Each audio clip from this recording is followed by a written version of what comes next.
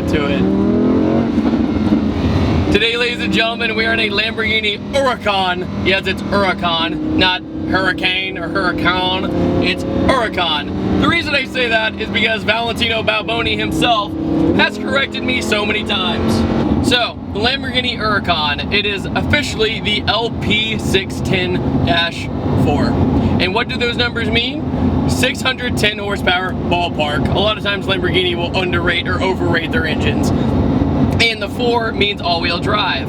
So some of the old cars, like the Gallardos, would be like a -2 or anything like that in the name. That means it's 2-wheel drive. So say the Balboni edition of the Gallardo was 2-wheel drive. But this is the very first Lamborghini I have ever driven other than a Gallardo, but this is the first Lamborghini on the channel.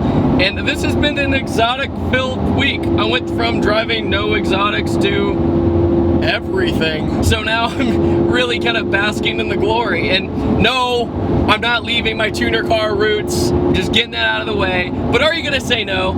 Are you gonna say no? I don't think so. And then there's an Aventador, no big deal. Every time you flip a shift and let off the gas, it sounds like popcorn. Like that's the best way to put it. Oh, there goes Aventador.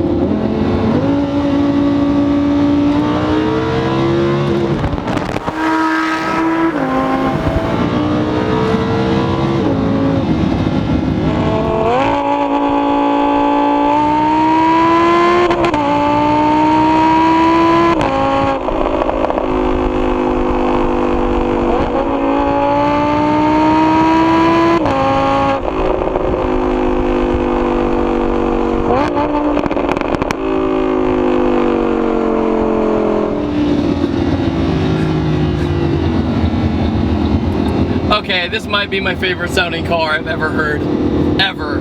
It's a naturally aspirated V10 5.2 liter, very similar to the last Gallardo and also the Audi R8 V10.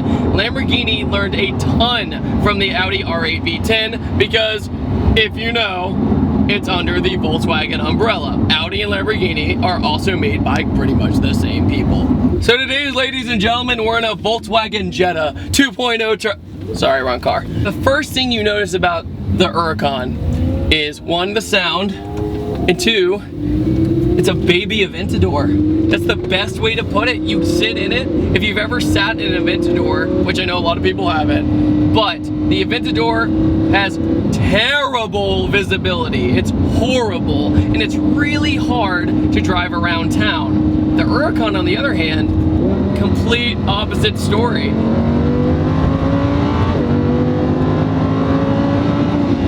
So easy.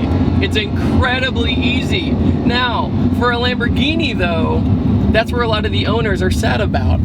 It's that easy. So pretty much anybody can buy it and drive it. But at the same time, it's the best-selling Lamborghini in history for a reason. It is the most mass-produced Lambo of all time. Another nifty thing is when you go over bumps, you have a lift system in the front, which every supercar ever should have. I don't know why companies don't invest in that, because what a lot of people don't know about exotics is there's a lot that comes with it. There's a lot of stigma, there's a lot of people jealous, there's a lot of people who are like, why is my life so terrible that I don't have one of those or something like that? And you know, I'm one of those people, I could not even close afford a car like this, but I can still appreciate it. But you have to eat at places that you can see the car, because people will touch it and they will mess with it. You have to go places that you will end up talking to somebody because they want to know about it. You have to be an extrovert to own a supercar, really, because you're going to end up talking to them one way or another.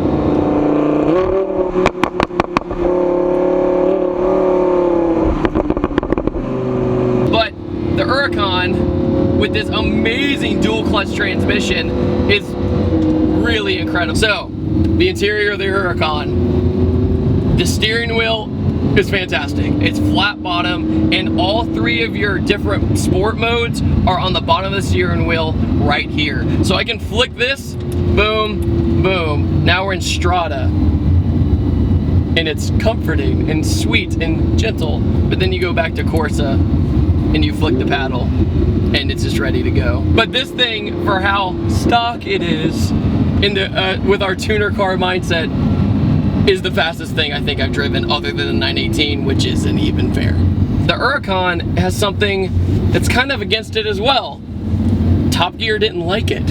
They hated it because it wasn't scary enough to them. But in my opinion, you drop down to second gear, it's enough.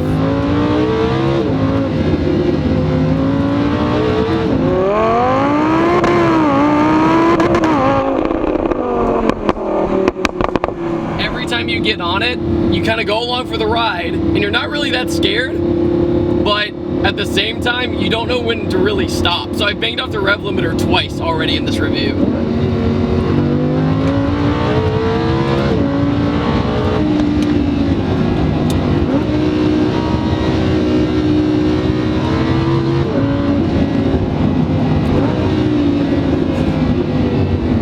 I could drive this car slow and just listen to it.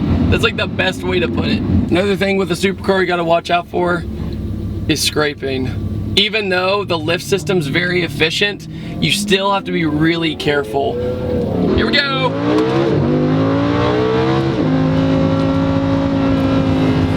Holy crap. Oh my God.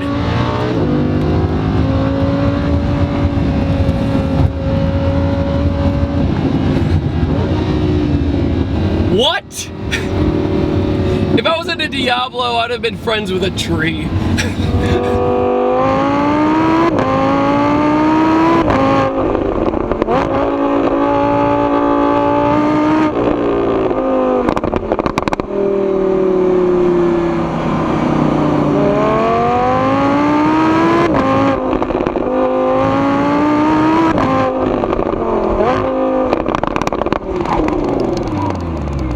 What's really great about the dash in this, it's all digital, and the tachometer is in a really good place. It's right at your eye level, and right next to it is your GPS. Now, a lot of other supercars are notorious for having these horrible layouts, for being able to be like, hey, do you want the speedometer or do you want your GPS? Pick one. Like, I don't know which one to pick. After getting on it that hard, I am incredibly impressed by this car. I mean, it doesn't really get better than that with naturally aspirated V10, 600 something horsepower. I literally, like, okay, I'm not gonna say what road I'm on, but we finished that road so fast that I wasn't ready. So I just want to convey that I had just as much confidence in this as I did in the 918, which is saying something. But the 918 also had that big price tag, so that adds to it too. So guys, I want to thank you so much for watching this quick little review video. And I finally drove a Lamborghini on the channel, and it's been a dream for years of mine. I want to thank .m3 so much for letting me drive this beast of a car. The baby Lambo definitely challenges the Big Daddy Aventador, that is for sure. I mean, if you watch some Speedo videos online, the Aventador and the Huracan are that close. They're that close.